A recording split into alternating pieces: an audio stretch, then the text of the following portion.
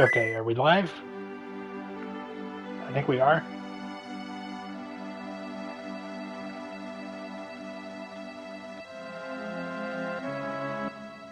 That was weird. The controls were inverted for a second. Okay. Again, I don't know. I've I don't think I've ever gotten past the first disc of this game. So my knowledge is actually super limited.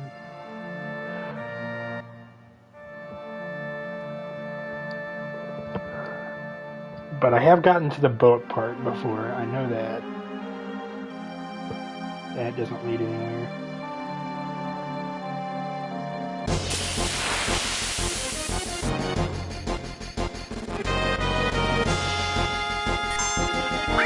Oh, hello, friend.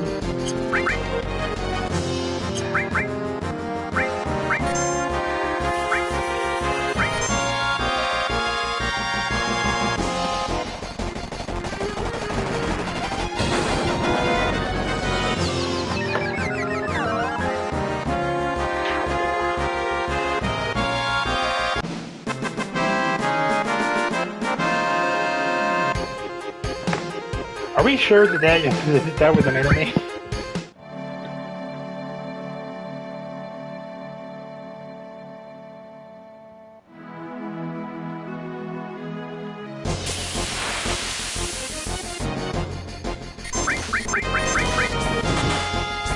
Wait, what did that say?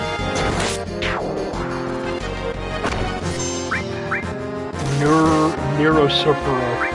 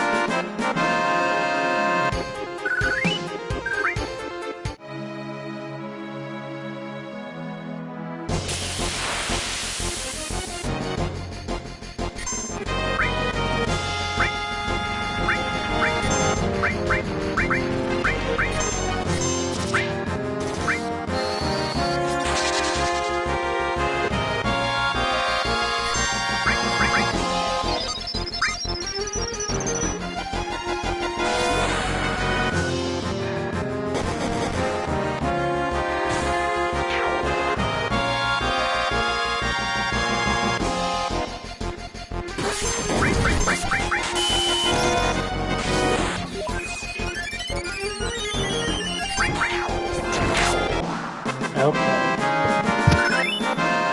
Sorry, I kind of zoned out. Did we get a new limit break just then? What is this?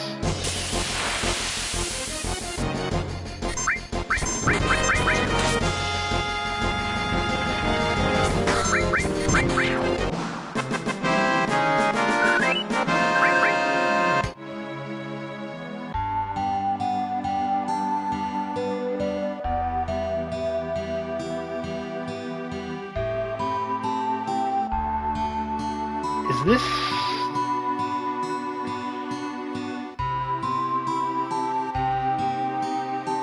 Okay, no, this is the town that we're supposed to go to.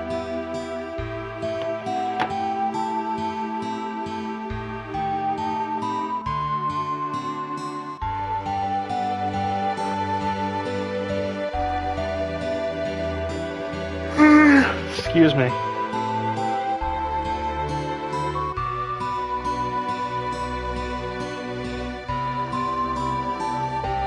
Just getting a walkthrough ready.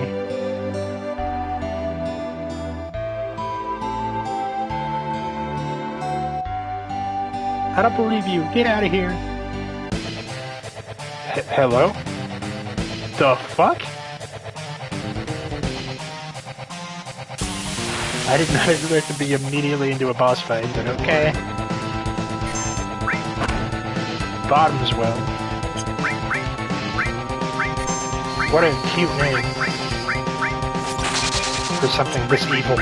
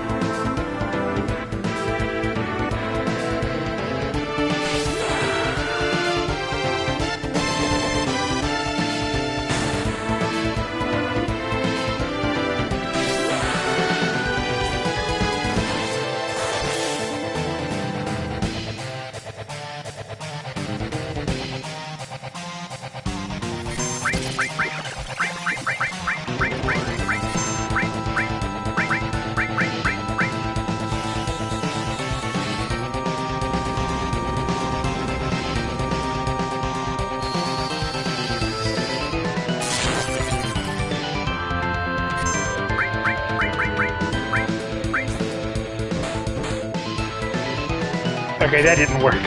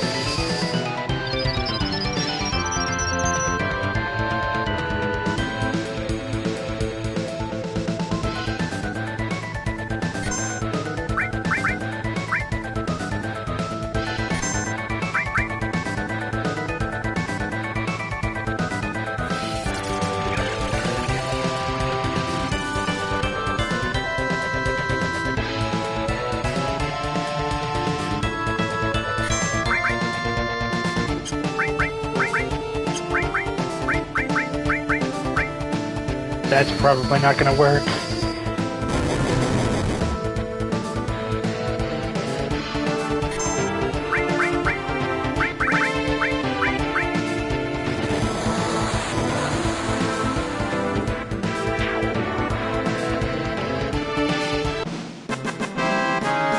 Okay. Did not know there was gonna be a boss fight so soon.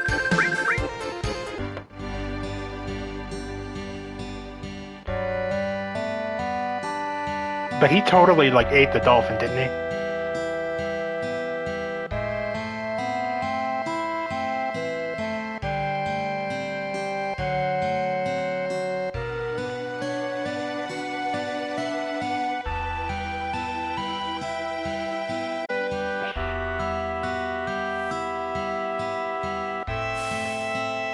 A CPR minigame, huh?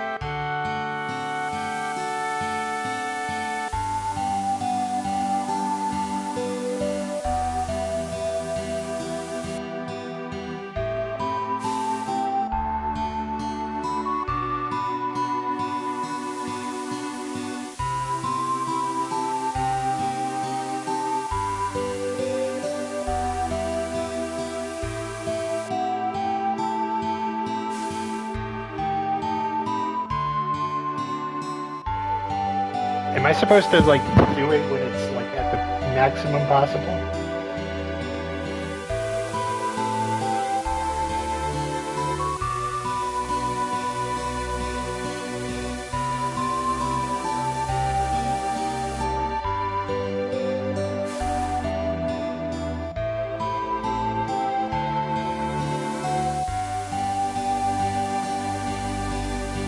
What if this is the final boss?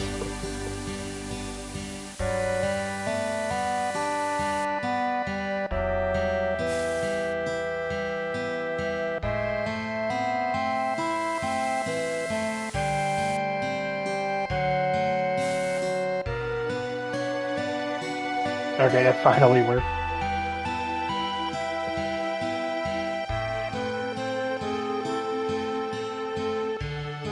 So, like...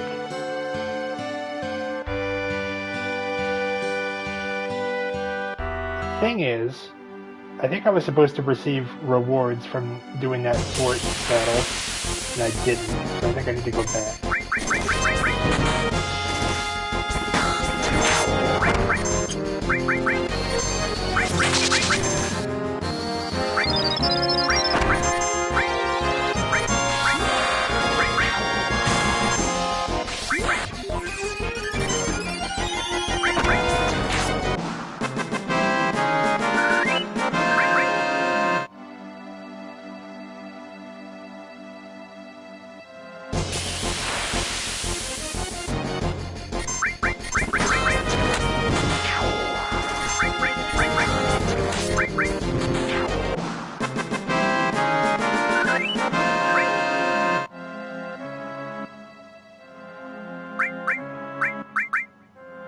for right now,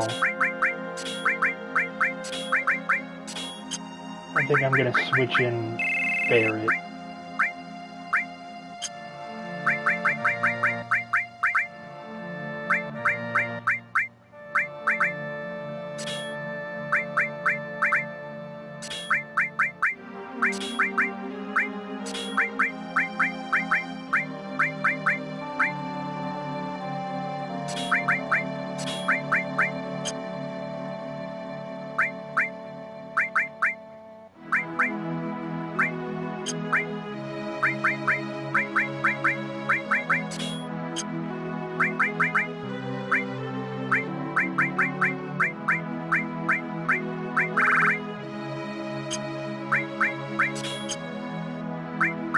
I'm assuming Sense lets you, like, see what...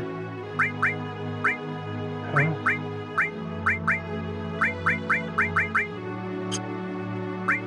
Lets you see what, the enemy's health is and stuff.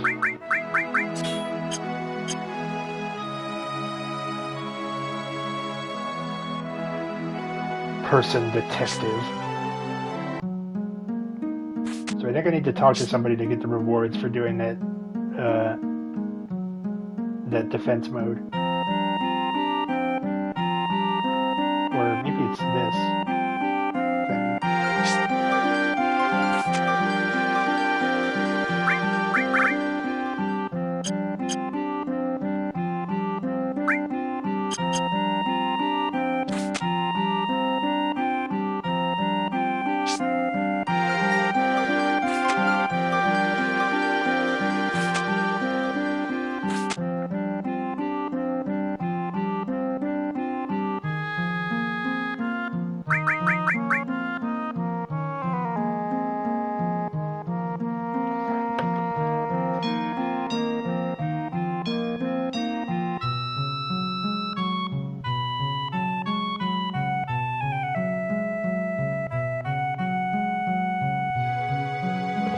Oh, do I have to win it? I guess I don't get the rewards if I actually fail the game and have to fight the monster.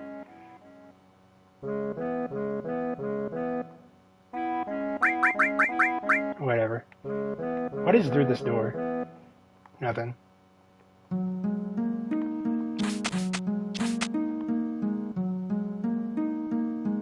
Let's go down and save.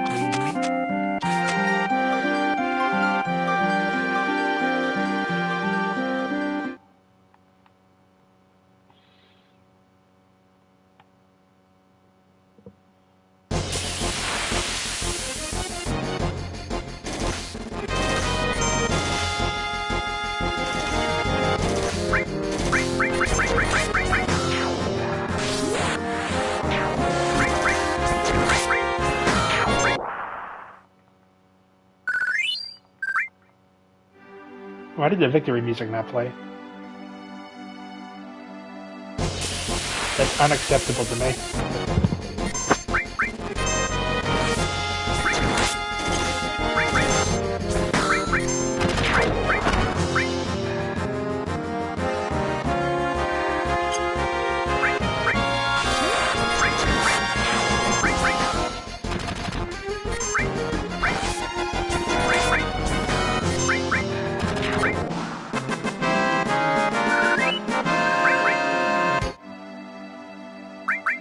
Hang on.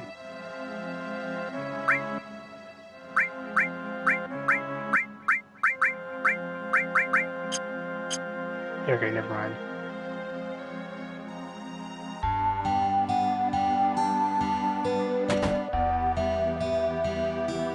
You've done so much for Priscilla. Okay, this is her house.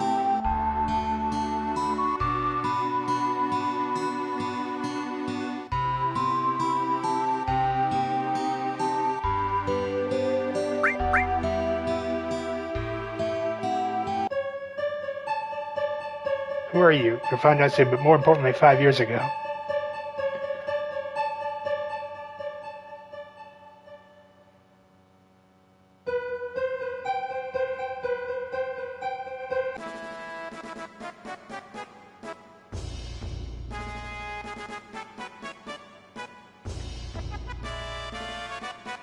I did not.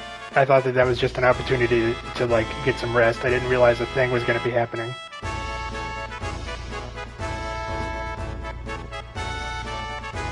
What is going on up here?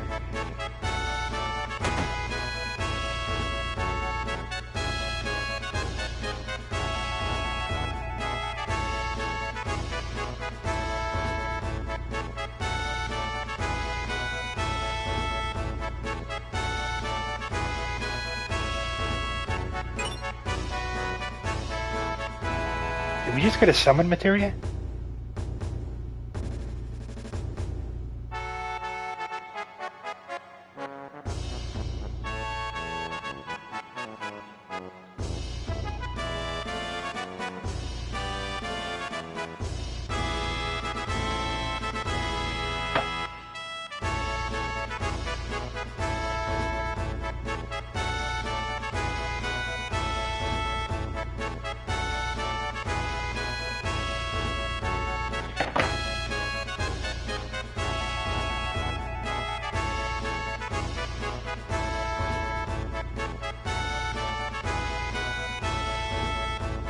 Don't wander near it, it's dangerous. Mr. Dolphin helps you. I think Mr. Dolphin is dead.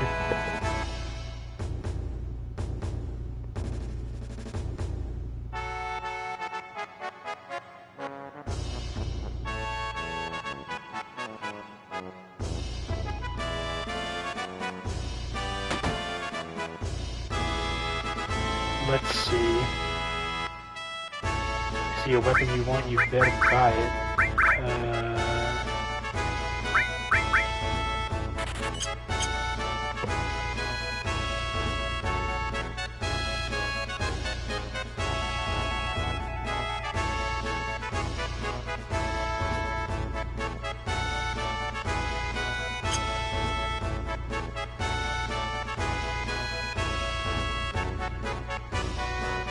Don't be snooping around here. Who did I give the elemental materia to? I don't remember. It might have been Red 13. Oh, look at that fire. Oh. The Steeler stuffed animal. Hi, Blackstone. It's kind of late for you, isn't it? I mean, it's late for me too, but hi.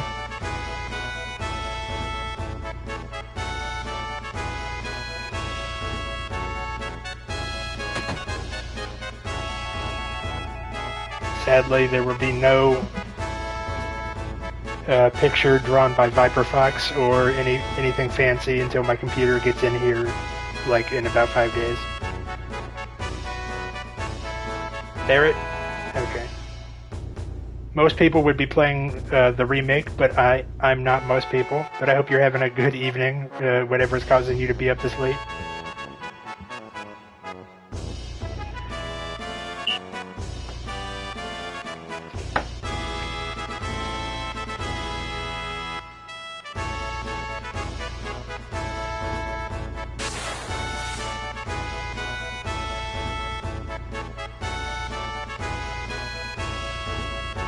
I ain't seen no dolphin jump like...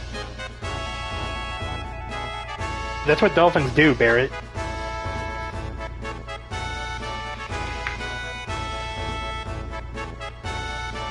If you jump just right, you can climb to the top of the tower.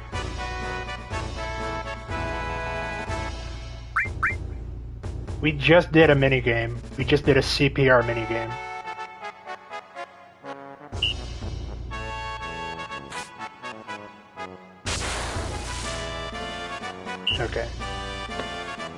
I was taking a look at my DC Infinite app to see what comics I've been reading.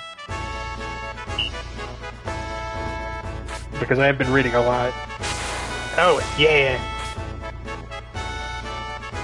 I don't know why we want to be up here.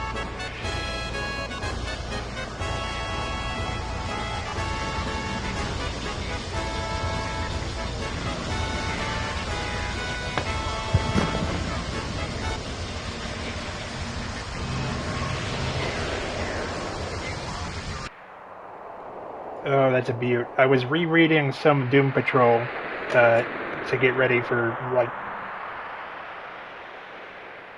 writing.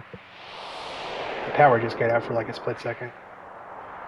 But I was rereading some Doom Patrol to get ready to write the recap, the second part of the recap, even though I can't make that until my computer gets here. But it seems there's nothing useful about that airship just yet.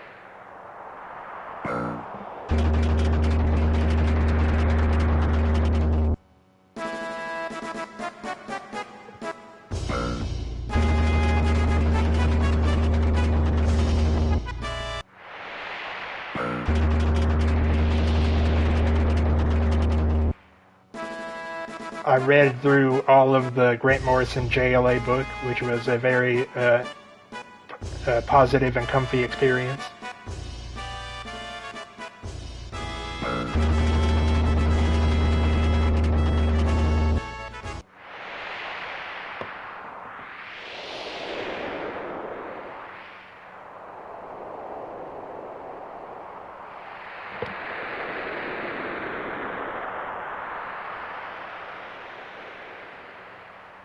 I read all of the John Ostrander Martian Manhunter run from around the same time. I do not know what we're supposed to do. Oh, there we go. Hey, you! Come here. There really should be wanted posters with our name, or like our face on it, but...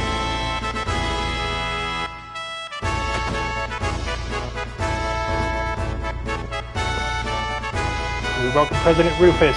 Hurry up and change.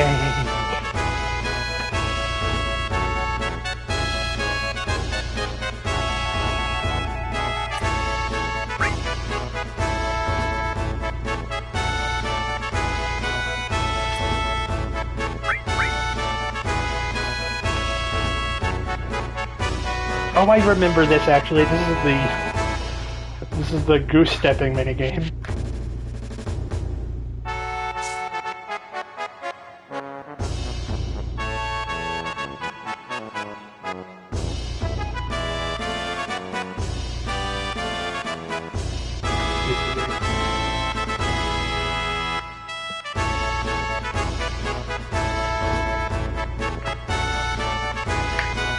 Well, Grant Morrison, I remember, had a lot to say about Man of Steel, the ending of Man of Steel when it came out.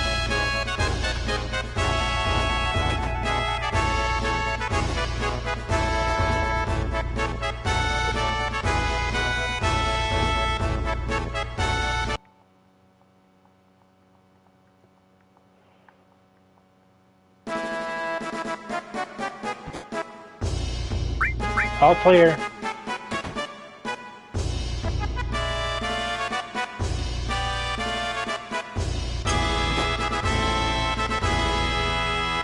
I'm gonna fuck up this parade.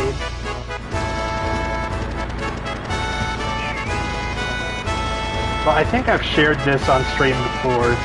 My favorite Grant Morrison quote is in, like, around 2000. He was asked who he would want to take on the Doom Patrol after him. And he mentioned, I forget who he mentioned, but he mentioned that he heard that John Byrne wanted to take a stab at Doom Patrol, which he eventually did do. And he said, what I expect is that John Byrne will make everything almost identical to the Doom Patrol he remembers reading growing up, but put just enough of a John Byrne spin on it to make everybody hate it. And that's exactly what happened.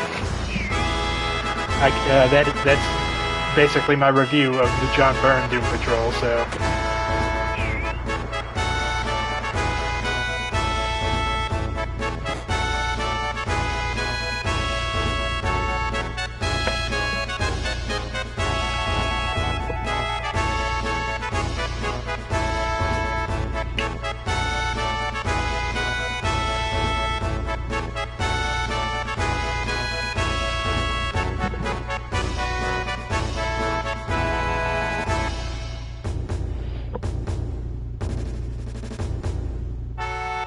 Keith Giffen's Doom Patrol was pretty good. It just helps that Keith Giffen was genuinely really funny.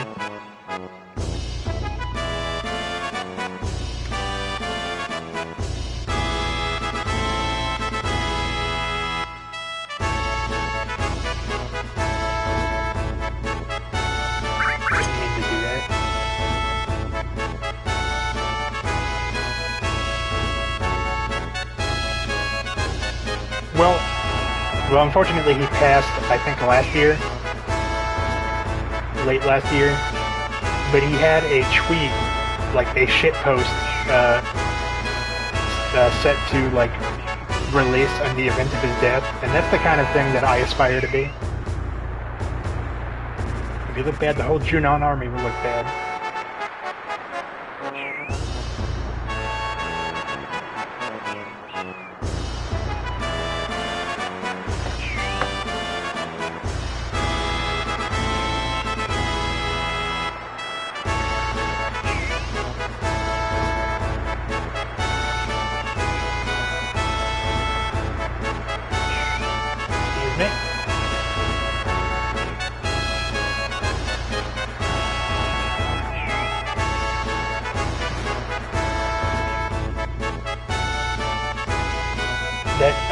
I think you're right. Well, his Doom Patrol run ended in 2011 because I guess I should save that for the punchline. But it ended in 2011, and the ending was Mr. Nobody was back, and there was it was all set for a big showdown, and then Ambush Bug whispered in Mr. Nobody's ear that all the comics were being canceled because of the New 52. So Mr. Nobody just went home.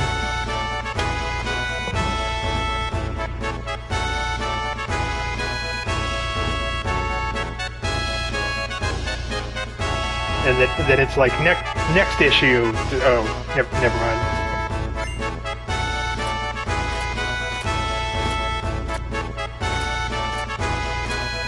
And that's the kind of.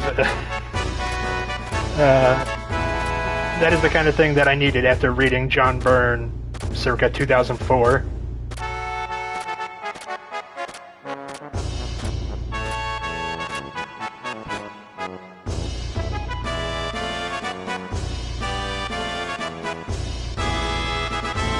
I knew we shouldn't have trusted Hagrid. Long-range airship is still being prepared.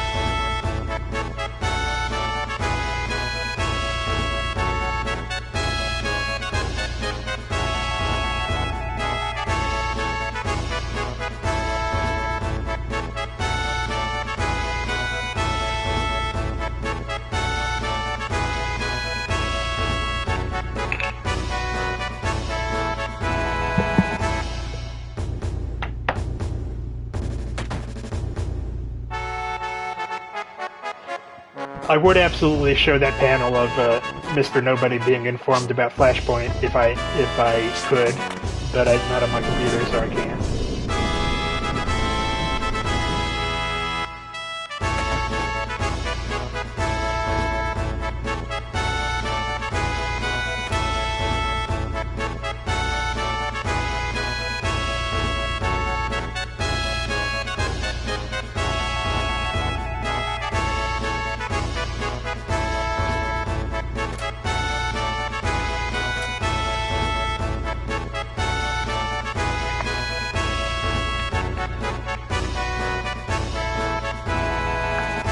To focus more on Keith Giffen, which I'll get to more like in my YouTube videos, but his stuff was the most like I feel like was the part of Doom Patrol where it was most integrated into like the rest of DC's continuity. Like it had, because it was set on Oolong Island, which was an island filled with all of DC's mad scientists that Veronica Cale took over and like hired Chief of the Doom Patrol to like be the superheroes of. So it was like more integrated into the continuity than Doom Patrol had been for a while.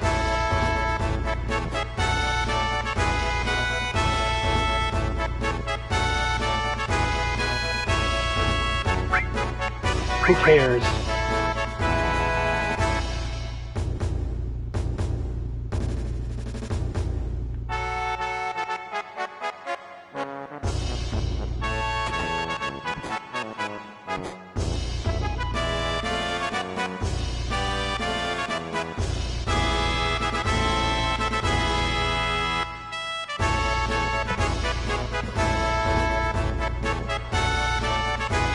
I have not read the Unstoppable Doom Patrol, which is the most recent one that like started like 6 months ago. I think it just ended.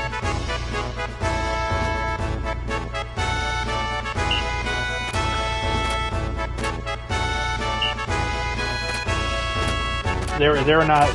I don't have the words for how little I care about this sequence. I don't think it matters if you fail this, so I'm not gonna bother. This is not as funny as the cross-dressing sequence, so I don't care.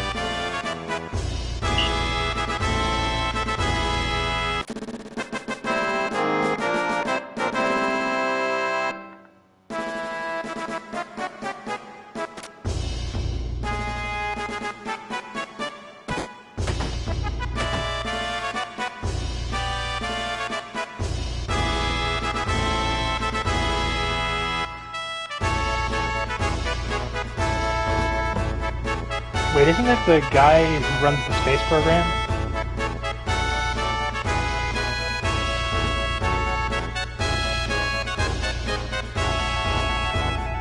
Oh no, it's not.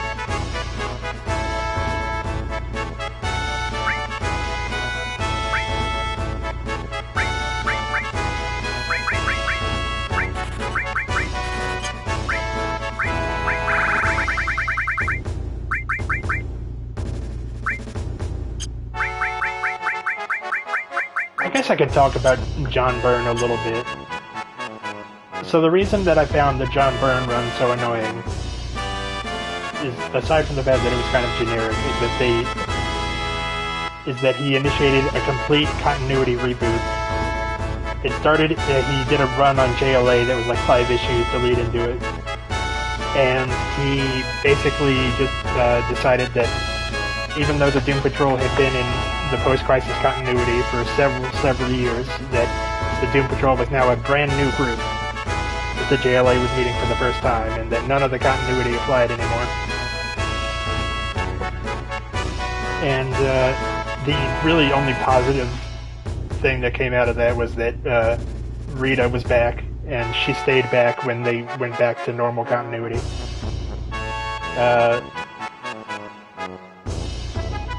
But I was just annoyed the whole time I was reading it, even though they had Martian Manhunter turn into a gorilla due to a virus. And ordinarily that would be pretty cool, but I was just annoyed.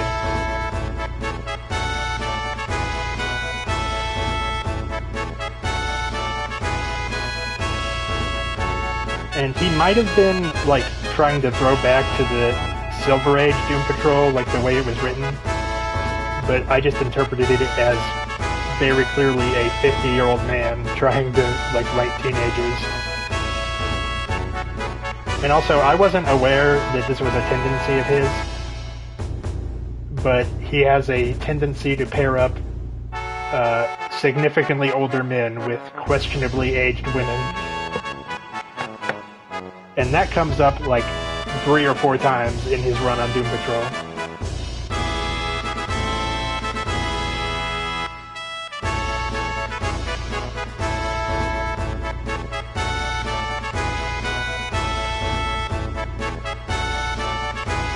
He has Cliff and Rita time travel to their younger bodies and kiss, while Rita is in her, like, 13-year-old body. Luckily, the police showed up right after that kiss, so that was good. I'm glad he showed restraint, but...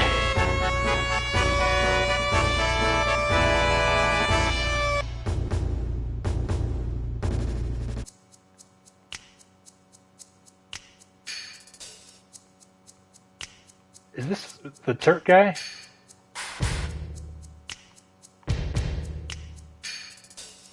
We're too smashed to do anything.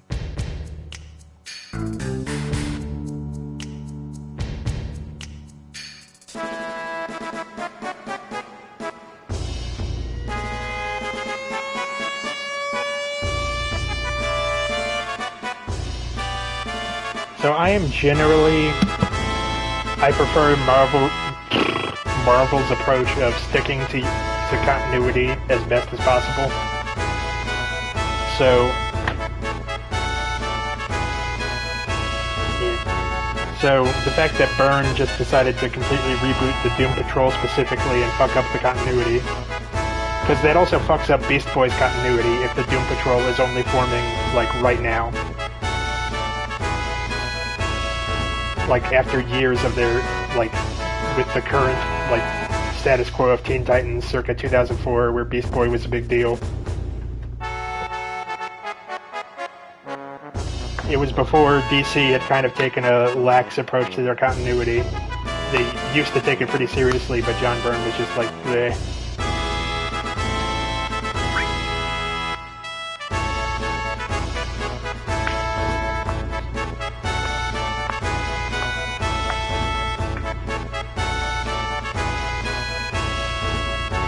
Yeah, I feel like if I was a kid, I wouldn't have caught a... They do pair, like, the basically the Kitty Pryde equivalent. I forget what her name was.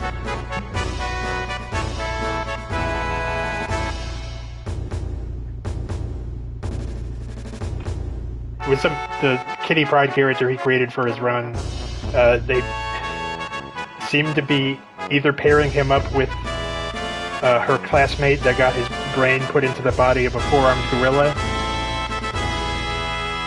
whose parents, and that kid's parents were like 30 years apart in age also.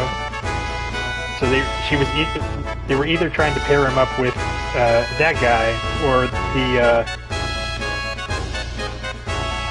200-year-old Confederate ghost that was haunting their headquarters. I guess it wasn't 200 years.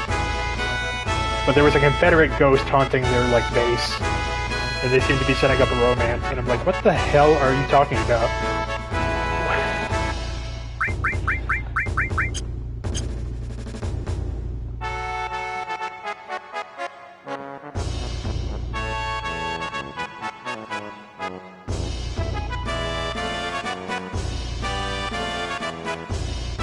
I mean, they really glossed over the fact that he was a Confederate soldier, which does not seem like something you should gloss over.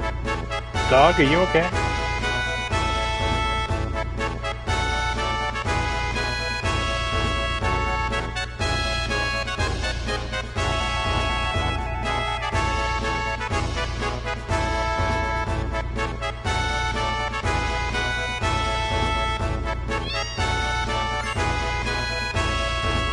Wait, is that a really tiny man? Oh no. It's hard to tell. Is that a cat? Oh, there's kitties.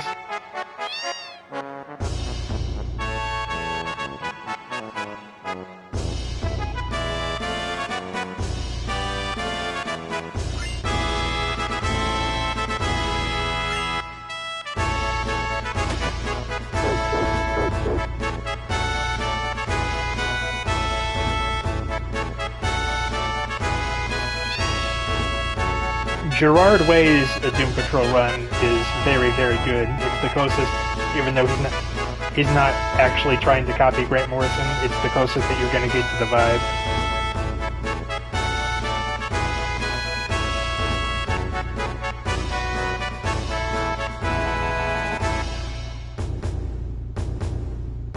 But you can tell that Gerard Way spent his entire life wanting to write a Doom Patrol comic.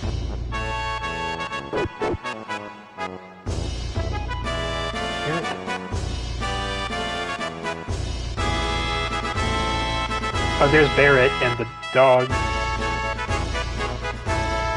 Well, I heard of him because of Umbrella Academy, and this is probably a telltale sign of like how disconnected I am, that I didn't know he was a musician at all.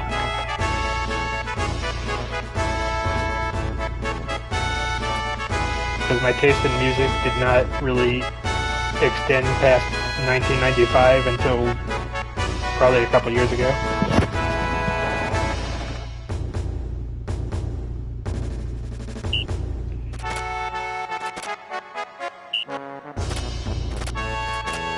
Oops.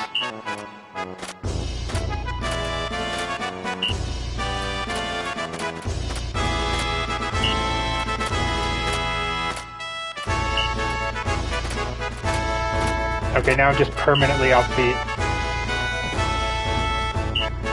Oh, that's right. You did say you were a teacher.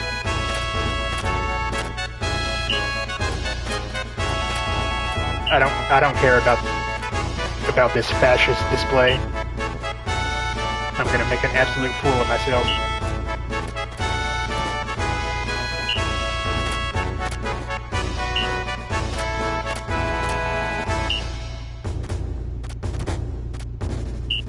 I just cannot wait for this song to be over.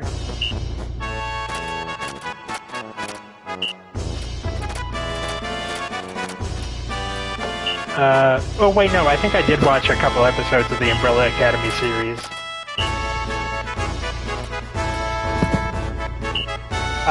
We have to like sneak on a boat in order to get to where the bad guy is, and that just happens to be by the fascists, so this was the best way to get there. I don't know why no one's noticing the mutant dog, cat.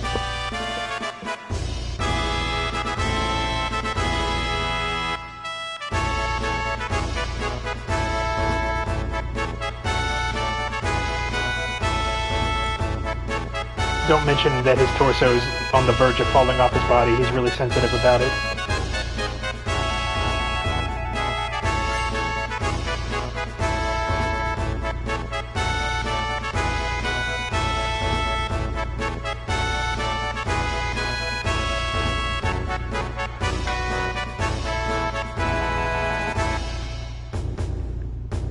Some of this, I feel like some of this like mini game stuff, I feel is like them just showing off like what they can do with the hardware, even though it makes no sense to anyone.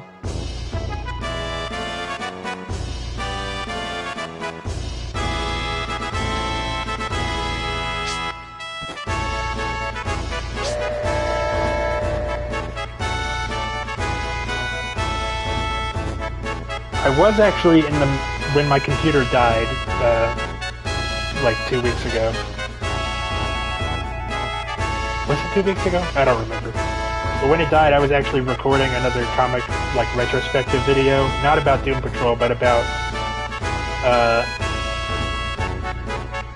I guess you'd call it a crossover called Planet DC from 2000. Like, I was in the middle of recording it.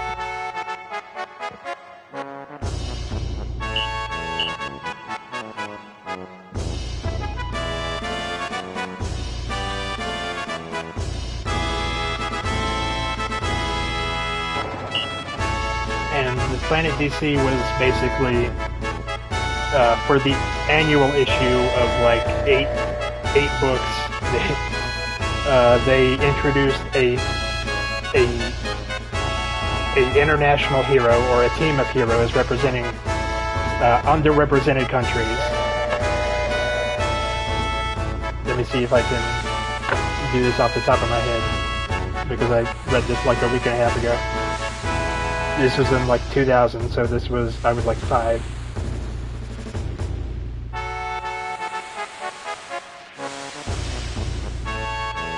So there was like one for India, one for England, there was an Argentinian super team, there was a Mexican super team. There's one for Japan, Greece, and Turkey. I feel like I'm missing one.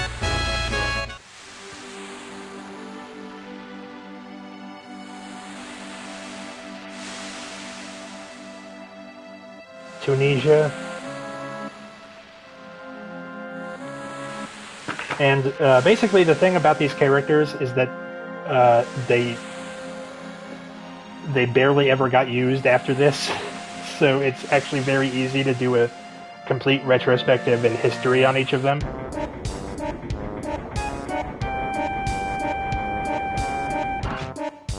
I would show off pictures if I could, so you could more visualize what I was talking about.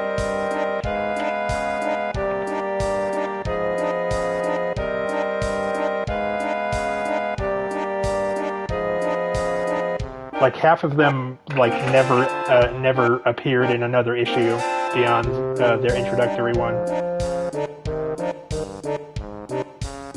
and some like I would say like half of them were interesting, the other half weren't.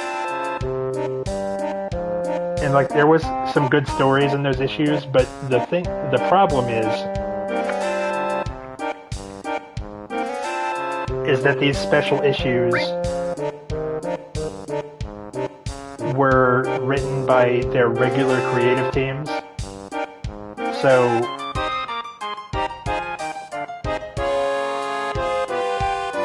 this like initiative to like for more international representation was fielded entirely by white American men. So that's not great. I know it was 2000, but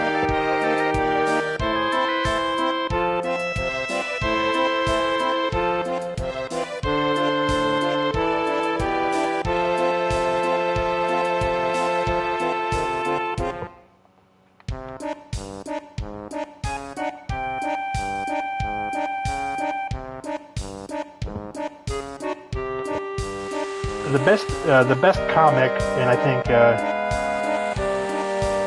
character was the JLA one, where they introduced a Turkish hero called Janissary. I hope that's how you pronounce it. Where she's a doctor that found a magic like fire sword and is doing her best.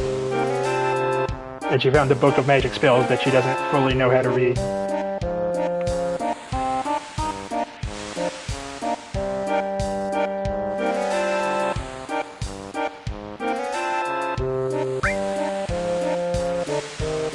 A super... I swear I'm not being immature. I swear that said semen.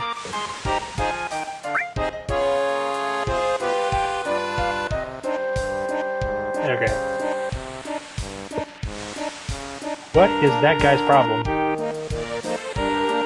I don't mean to keep bouncing around topics, but that guy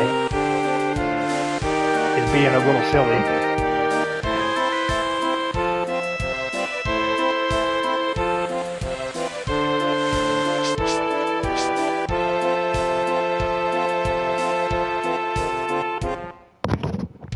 Everything quiet, sir? Oh, that's Tifa. Okay.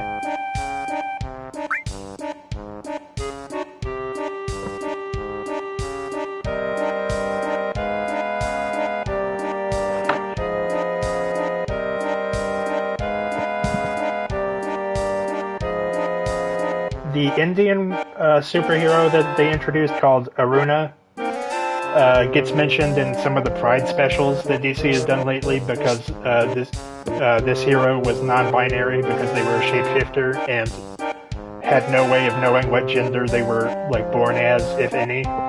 So they just didn't have one.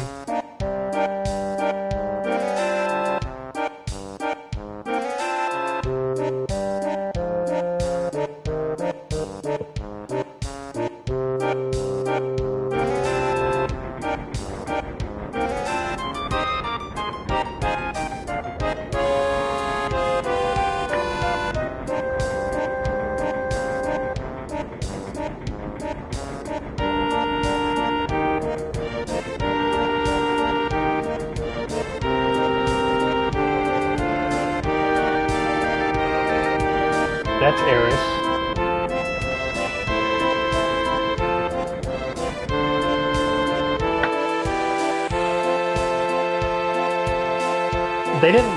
They didn't say non-binary in the book itself because it was written in 2000 and I'm sure they didn't know the word for it.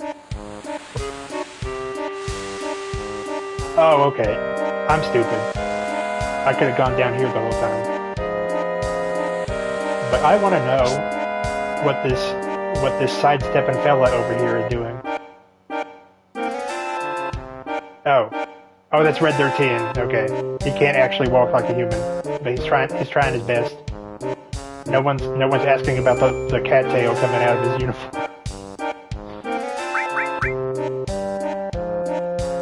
We try not to judge him.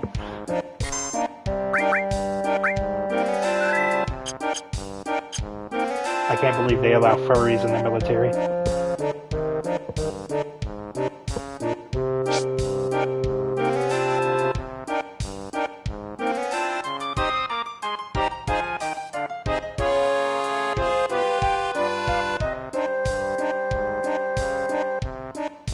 person we're missing is Barrett.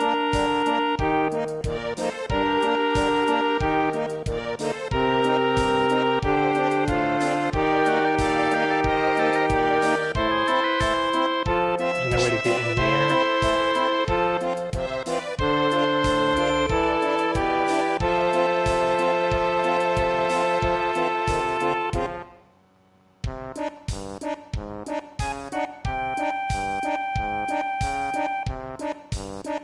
This music is not much better than the marching parade music that we were hearing for the last half hour.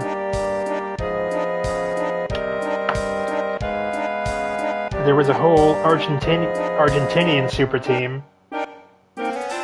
which included a horseman, but unfortunately none of those characters got any personality at all, and I don't think any of them ever appeared again except a couple.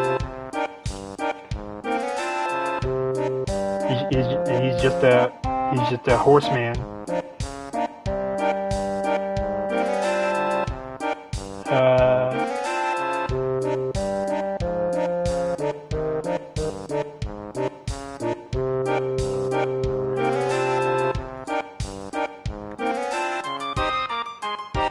The Superman one introduced a Mexican super team that included a character that has actually been adapted into other media, called Akrata, who was adapted into Supergirl, the Supergirl series, I believe.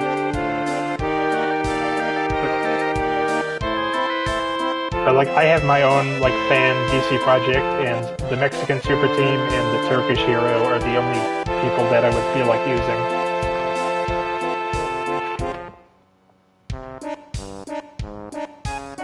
There was a Japanese hero called Bushido that I think would be interesting if Katana didn't already exist, because he has a bunch of like cursed weapons that hold the souls of his ancestors, I think, which is Katana's whole deal. Also, I think Japan did not really need more of a lens on it in terms of the DC universe. That might just be me.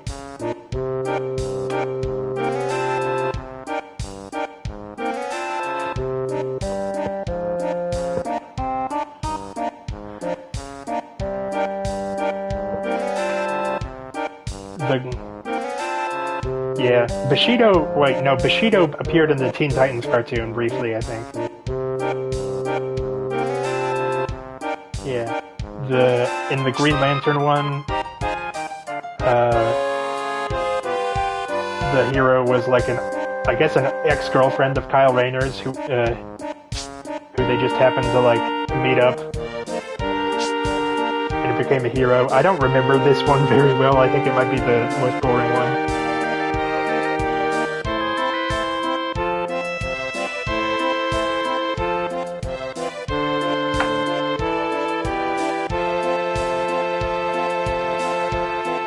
Also, I have not read Kyle Rayner's like solo run as Green Lantern, but every time I see every appearance I see of Kyle Rayner, it can basically be summed up as he's lucky he's so hot.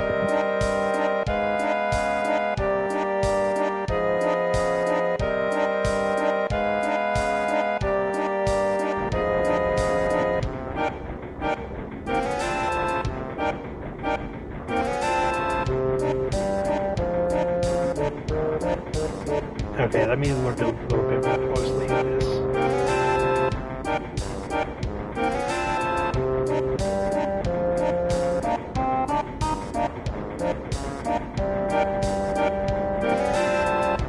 Yeah, the Tunisian one, yeah. Or I think they're not... they both went to the same art school, I think. I don't know if they actually dated.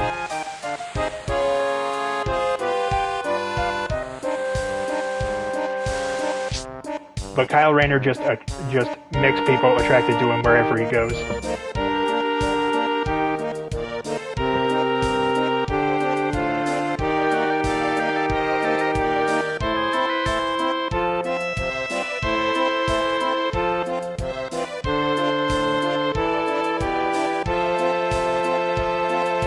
And we are giving up, and looking at a walkthrough, because I cannot do this while half paying attention.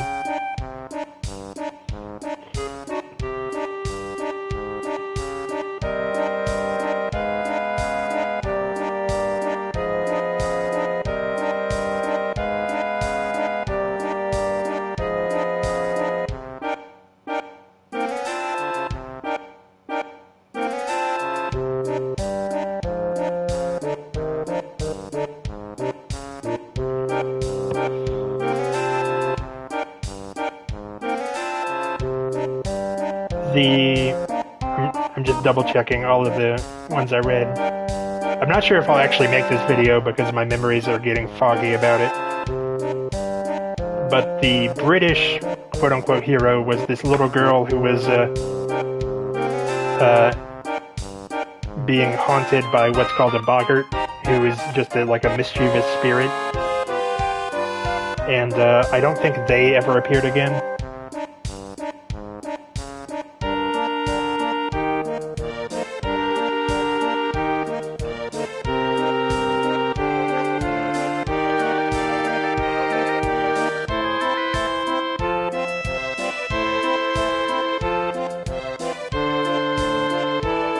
And there was in the JSA, there was a character called Nemesis, who was like, her and her twin sister were like raised as weapons by this ancient Greek council. Greece also seems like a country that doesn't need more like representation, but I might be wrong about that. It says Barrett is over here somewhere.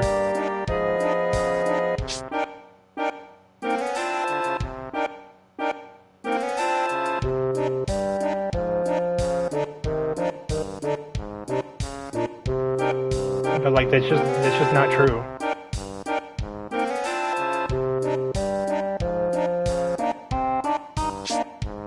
I don't like it when this game lies to me. What does it think it is, my dad?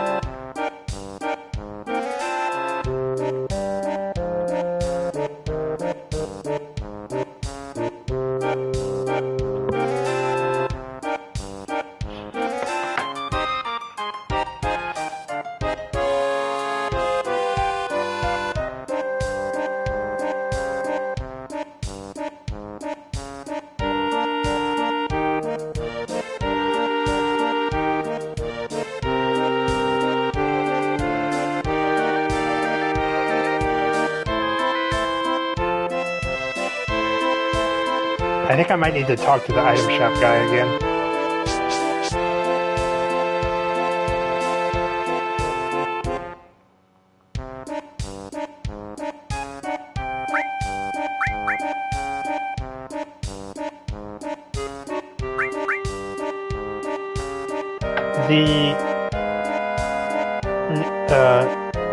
The Greek hero is a bit unique in that she's actually incorporated into like the ongoing story of the JSA book, and therefore she has the most appearances because she was actually part of the main plot. Nemesis was also the name of an existing character in DC, but it's neither here nor there.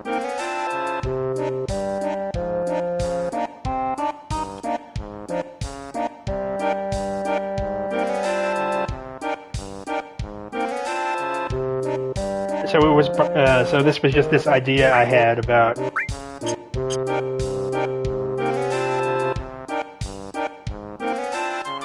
That is true. So it was just this idea of like smaller scale DC events, like reviewing them, but I don't know how much legs it has.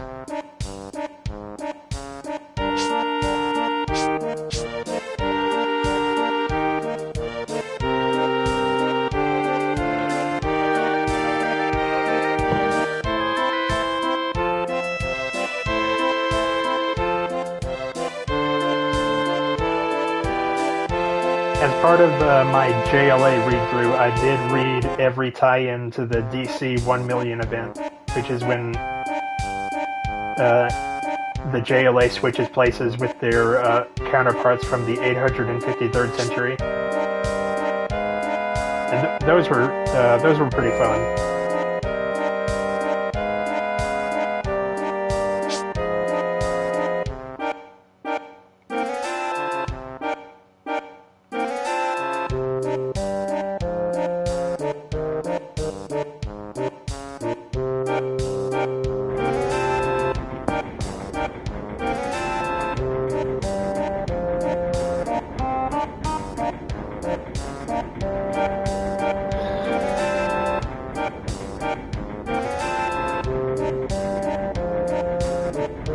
Yeah, well, I wanted to try to see how feasible it would be for me to look at every DC event, and then I realized the answer is it's not feasible at all. It was more, yeah.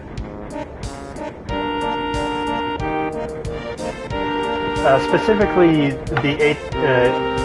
Hang on, what year is it? Because they chose the year.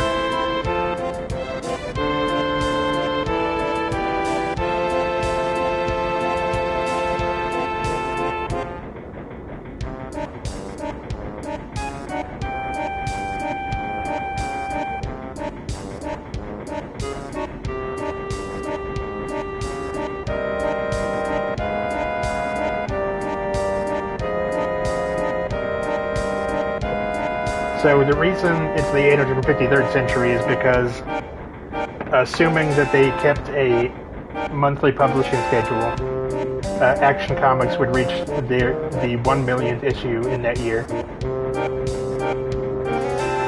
So again, it was just for fun.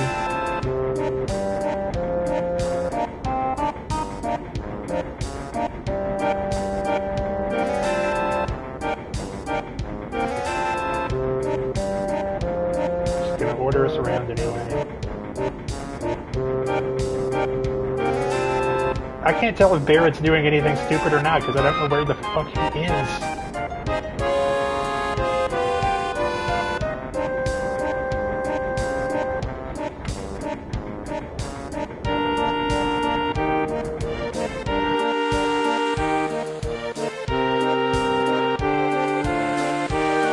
There is and like, there is a lot that, I don't know if I would recommend reading every tie-in, because there's like, every ongoing series had one. Oh, thank God. Barrett, please. Can you please get us off this boat?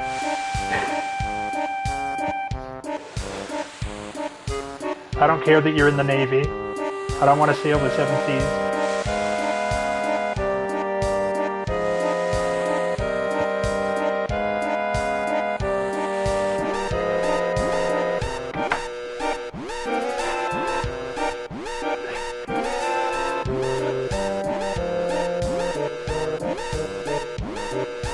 Reports of a stowaway found. Those not on...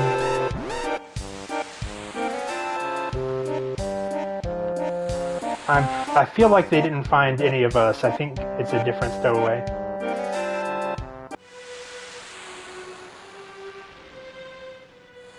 Oh, that's the bad music.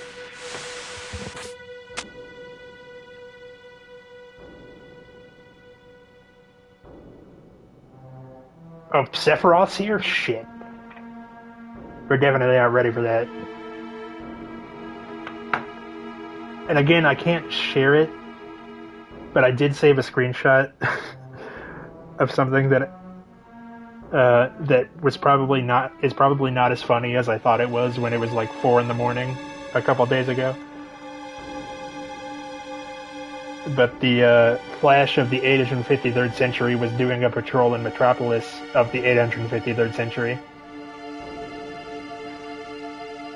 And one of the things that he had to stop was that there was a riot at a Bizarro Pride Parade. It's a pride parade for Bizarros.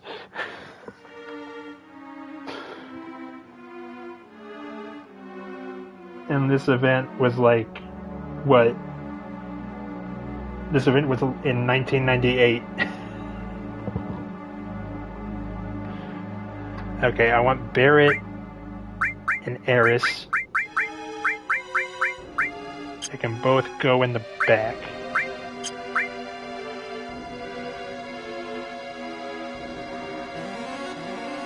I mean, Bizarro Pride Parade is just a fun sentence. It's just a funny thing to say. But I feel like they're back down here. Yep, Sephiroth's here.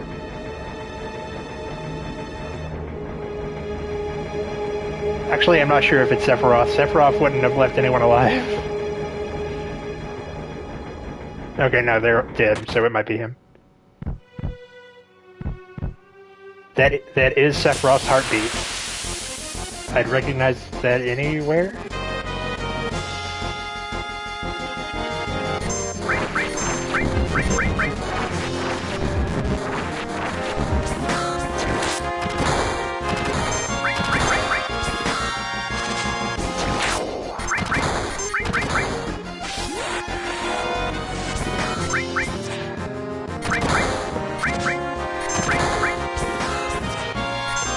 And I've moved on from the Grant Morrison JLA to the Mark Waid JLA era, which was like immediately after.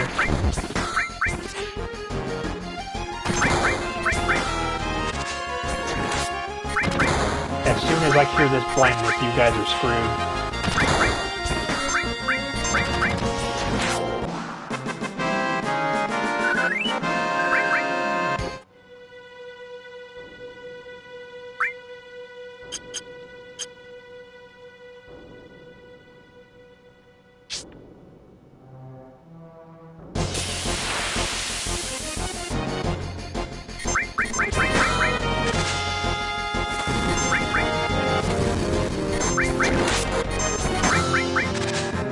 Well, the Mark Waid run is also illustrated by Brian Hitch.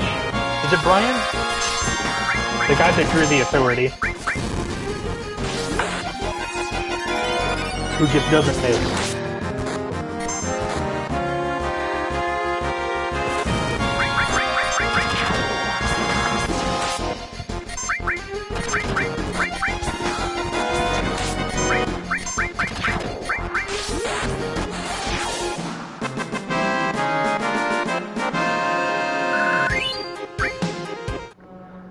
There are a few like times when it really seems like he's having the superheroes pose like fascists because he was so used to drawing Wildstorm characters.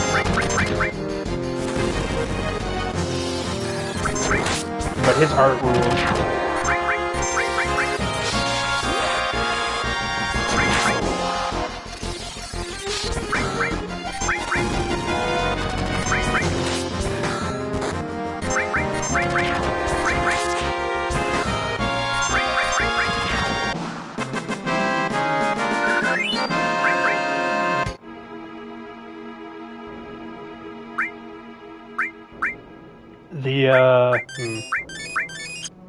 Let me use magic.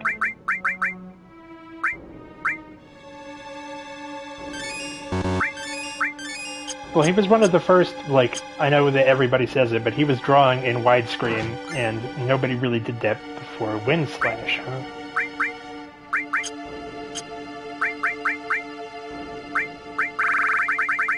Oh, that's right, I forgot we have Shiva. I'll replace... yeah. What is Wind Slash? Oh, that's a weapon for someone that's not here.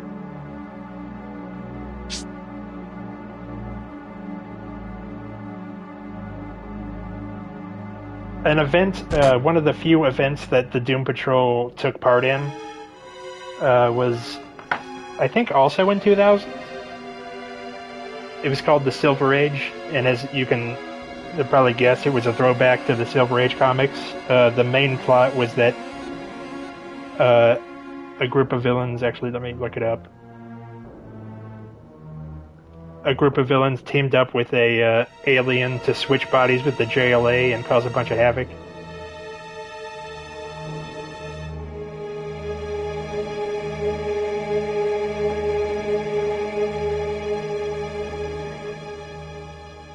And that was pretty fun. Sephiroth!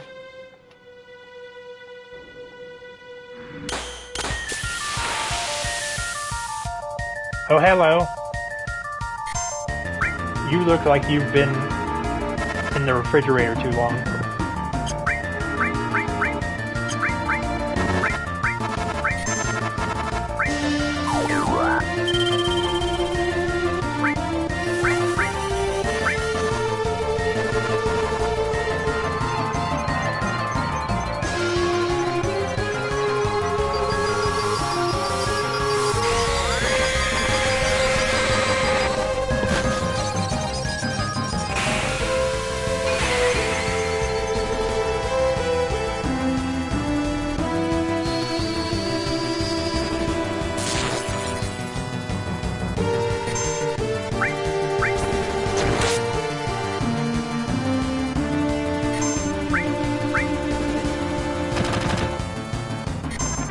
So let me see if I can get a list here. Because the villains they use are pretty fun in terms of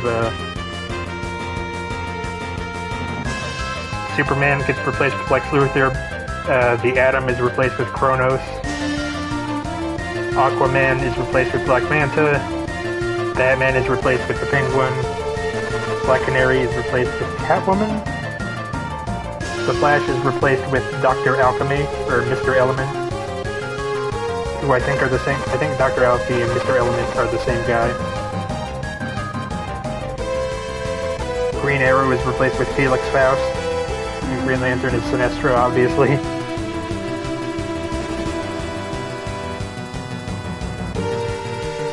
Oh, and Dr. Light is, replaces Martian Manhunter, which gets a little awkward, given the developments that take place with Dr. Light not long after this book comes out.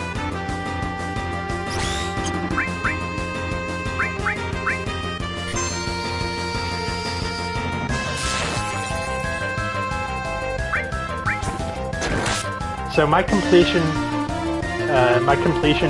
is like kind of a problem because I feel compelled to do it, but when I'm reading events as part of reading like a different book, I do not feel compelled to read every single tie-in unless I really like the event. I can get away with not doing it, but I read all of the Silver Age stuff. Well, okay, we're pausing so I can talk about this. I think, do I have the screenshot on my phone? There is a part where Dr. Light is in Martian Manhunter's body, and Black Canary, Catwoman in Black Canary's body, is flirting with him, and Dr. Light says, "I have no interest in the fairer sex." And it's like, oh god, this was only like 3 years before.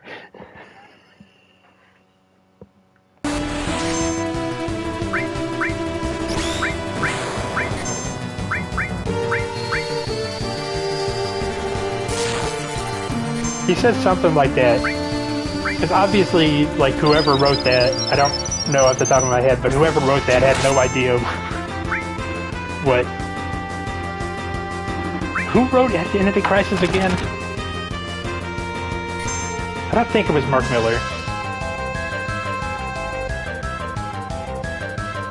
But anyway, they had no idea of what that person was going to do.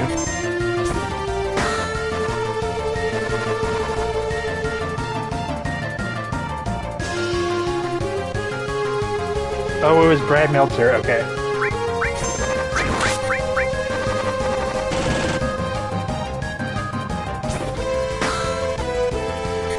His picture on the DC Wiki is him posing in a library, all dignified as if he didn't write Identity Crisis.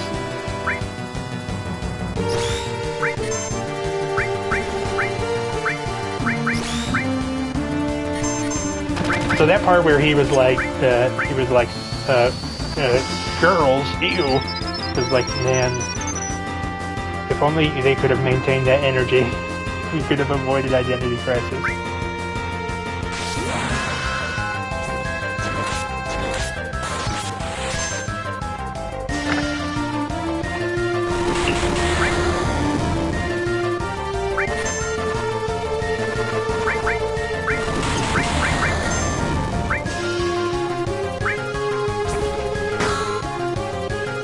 So, like, I feel like I'm either on easy mode or, like, I over-leveled. I can't tell which.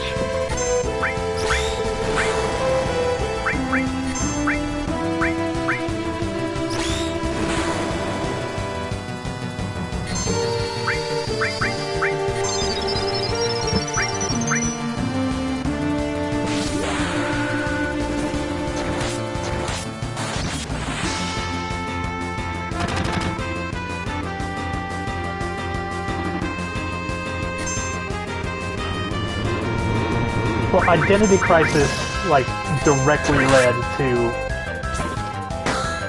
just frankly vile content.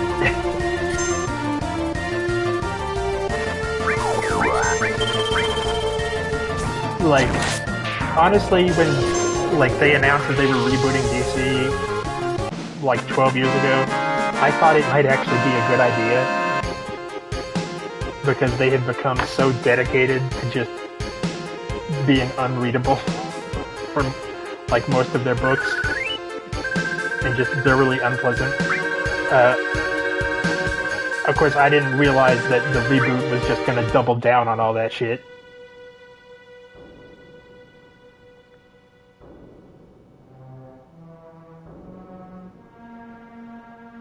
Yeah, the image of like Wonder Dog eating Marvin and Wendy, I think, is one of the images that sums up the 2000s at DC.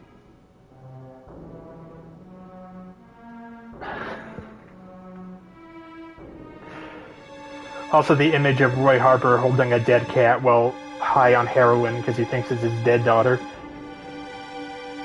Although I think that happened in like 2010, so that wasn't exactly the 2000s.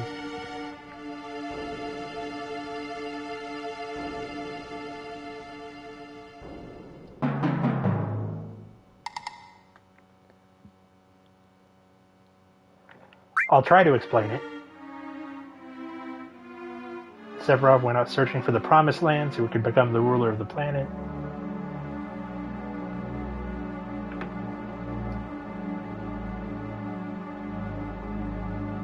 Yeah, but he was like...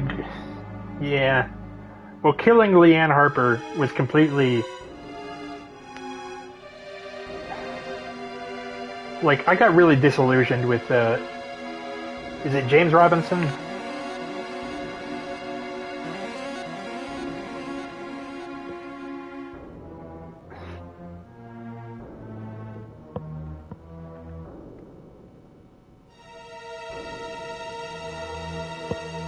Yeah. I just got really disillusioned with him when he wrote Cry for Justice. He didn't write Rise of Arsenal, I don't think. But he did write the comic that killed Leanne Harper, and that just really disillusioned me to him.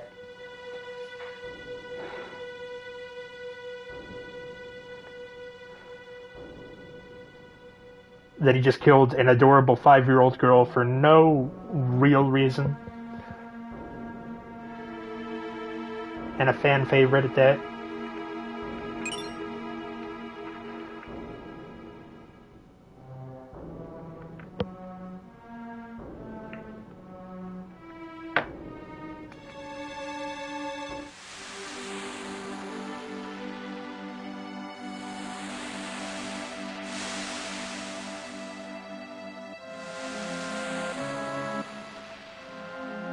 Now, I have not read James Robinson's Starman, which everyone tells me to read. I haven't gotten around to it yet. But my resolution this year was to read more comics, and boy, have I done that.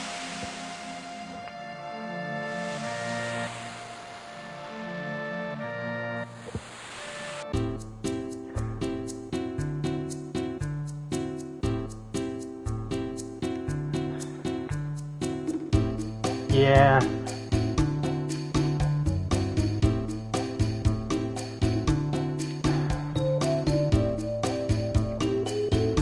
I was kind of looking into, because I want to, I don't think I've ever really read any Wildstorm comics.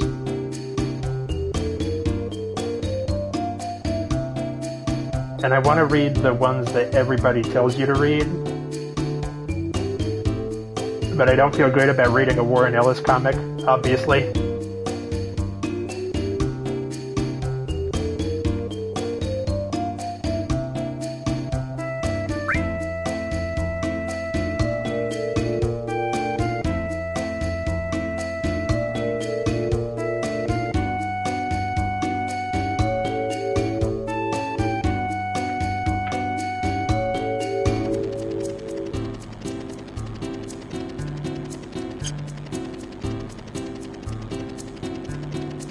Yeah, well, we just thought that he was kind of an asshole. We didn't realize that he should probably be in prison.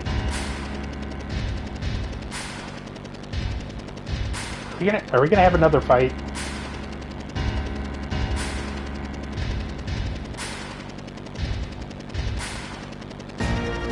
Why is this helicopter kind of overweight? Wait, no, I think I read like half of Planetary a couple years ago.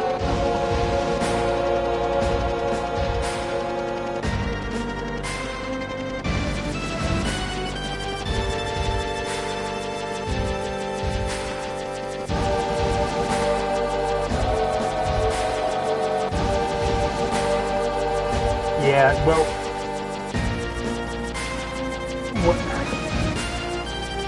one of my favorite comics out of Marvel, because I didn't read a lot of comics growing up, but one of my favorites that I did read was Next Wave, and I'm not sure I can read that, to be honest with you.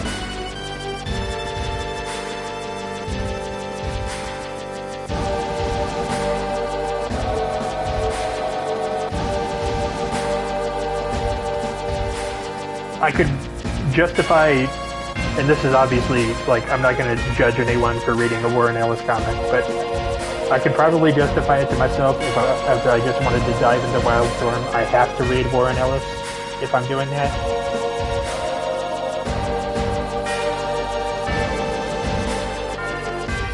But just on my own, reading a Warren Ellis comic just for the sake of it, I'm not sure I could do. He also ruined, because that Castlevania show on Netflix is really good, and his name is also on that, so... Well, engaging in a piece of media does not make you a bad person. I think some people lost sight of that when Hogwarts Legacy was going on.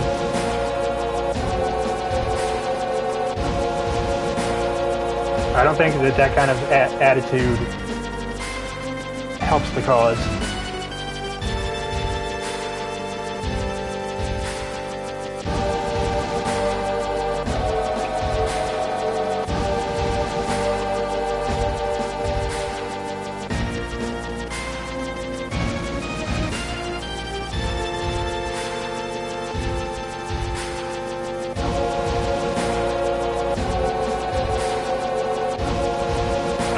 Also, so nobody's not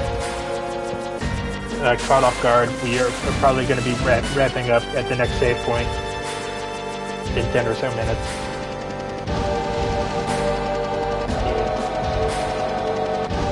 Yeah.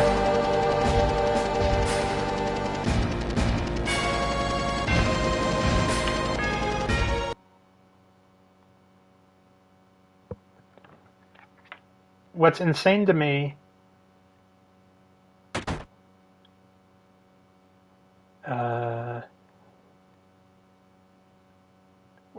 me is that... Hello? Oh, I didn't realize someone was down here. What's insane to me is that I would now rather read something by Mark Miller than Warren Ellis, and that is never... I cannot believe that that's where we're at.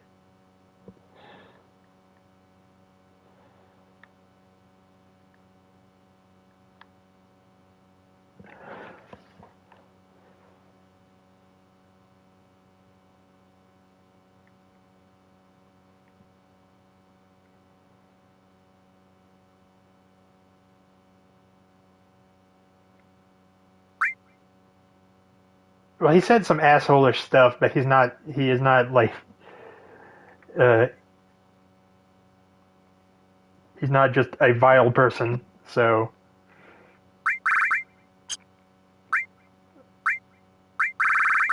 I feel weird saying stuff like that because it feels like such a...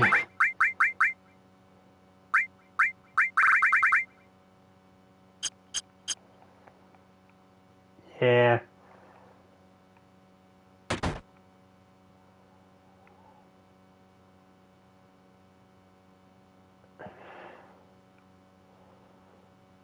I remember, like, in a comics Discord that I used to be in, like, I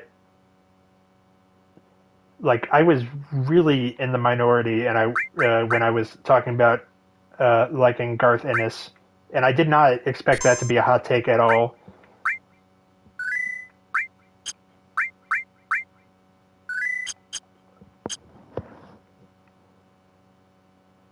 We're going to walk around for a little so we can wind this discussion down.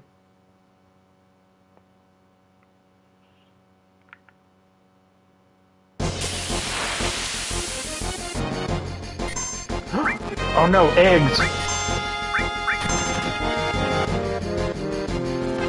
Do they have little tinier ones? Oh no. Never mind. They don't have chocolate or tinier eggs, they just have buzzsaws. Oh, they do have tinier ones!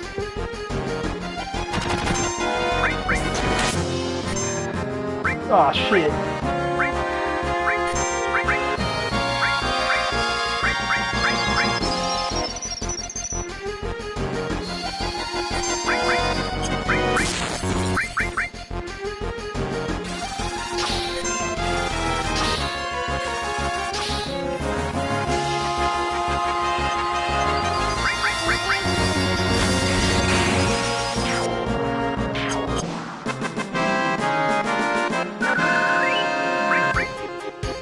The boys felt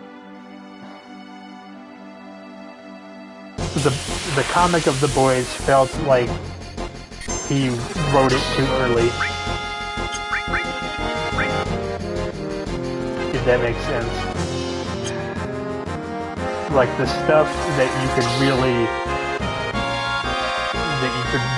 like tear into about comics had not happened yet.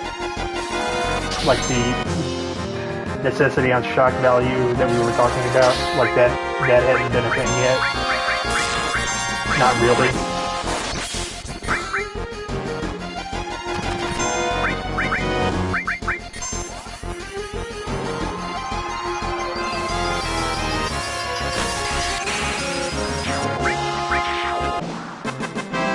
Well, his run on, he created Hitman, and he's the only person that's ever written Hitman. There was a period when I was like 13 or 14, I think, where we didn't have internet access for like 3 weeks, and the only things that I had on my computer were like 2 computer games and the complete run of Hitman because I was curious about it. So I read that run like 5 times because there was nothing else to do.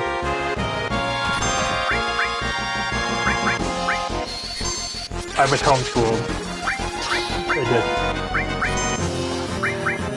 So there was legitimately nothing else for me to do.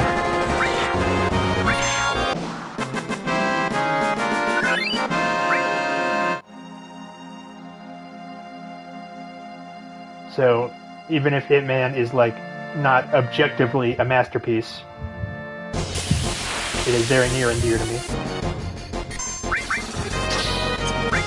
And I just want to fight something that is not this stupid egg.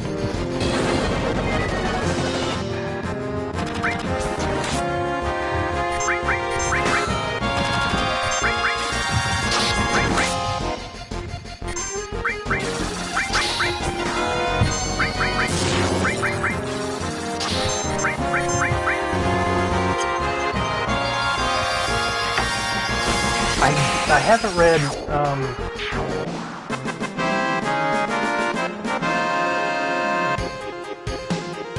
the stuff with, like, in Hitman with, like, Bueno Excelente, the superhero that just rapes people, probably is not age well. Quote-unquote superhero. Like, there's some stuff like that is probably aged like milk, but...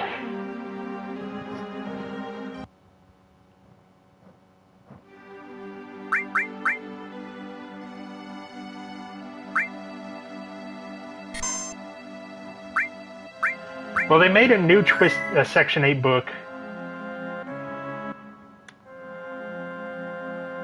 I guess it was closer to like 8 years ago.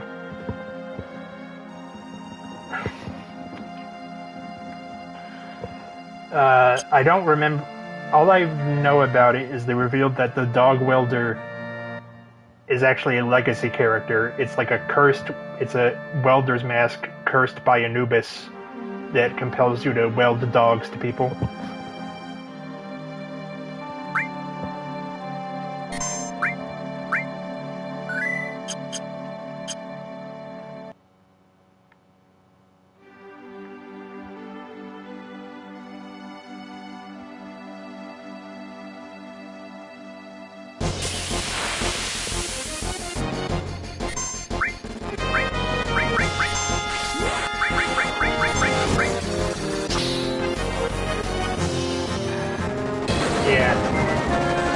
Well, I was thinking, because they were like characters that are so just intertwined with a creator, it is so just specifically like their voice that like adapting them would be impossible. And in Hitman's case, I think anybody else writing Hitman would just be a bad idea. It also would just mean undoing a very definite and solid conclusion.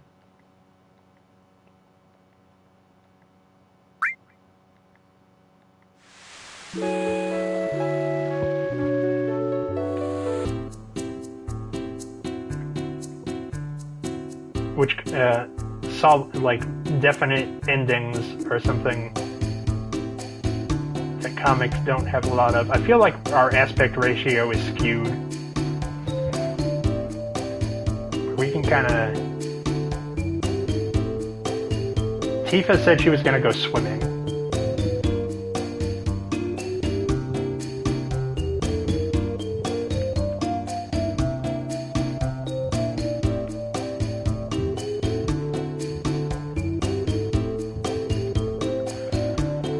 Well, I remember reading Hitman back then, and I was like,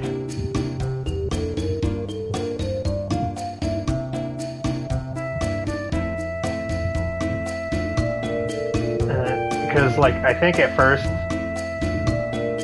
when they die in that shootout, like I think Tommy gets like 2 of his fingers shot off, and I'm like, he might be okay, and then he wasn't. He really was not okay at all.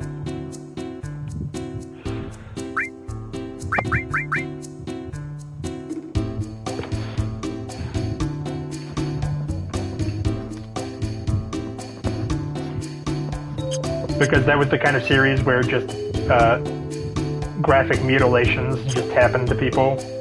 Like if you were a recurring character, that just happened to you at some point.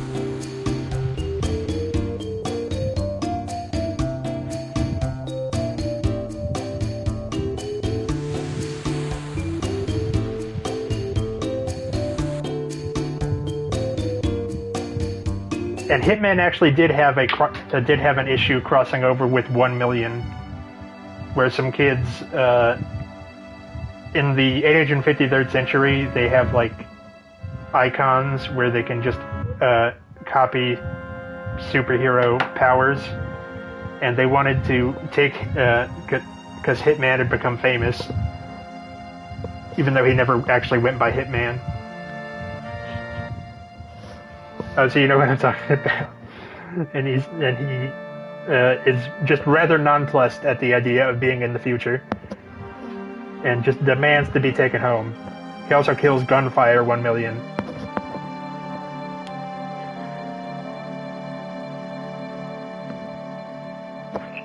What I did not remember about that issue was that those kids try again, and they summon Etrigan, who burns them alive, and that's the end.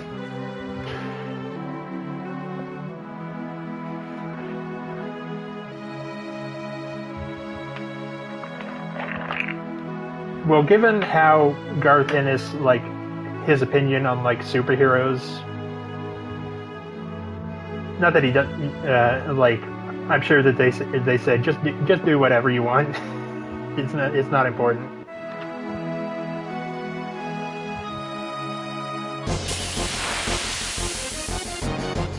I am curious about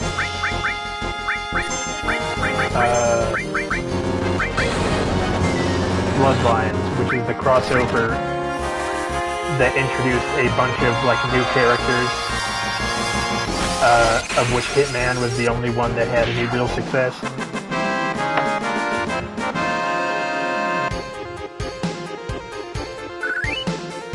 Because Image Comics had just come out, so they were trying to create as many legally ambiguously similar characters as they could to just try to see what would happen. And Hitman's the only thing that really came out of that. Because Garth Ennis was doing the Demon at the time.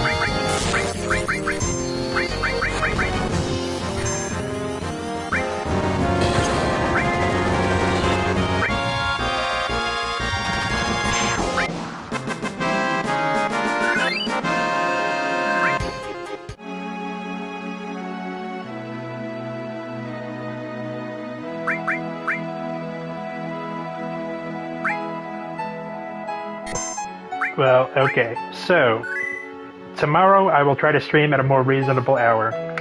But I think I'm going to try to take a nap because I have an appointment early in the morning. But thank you for stopping by and talking comics with me. It's always a pleasure. Me. Take easy and stay safe.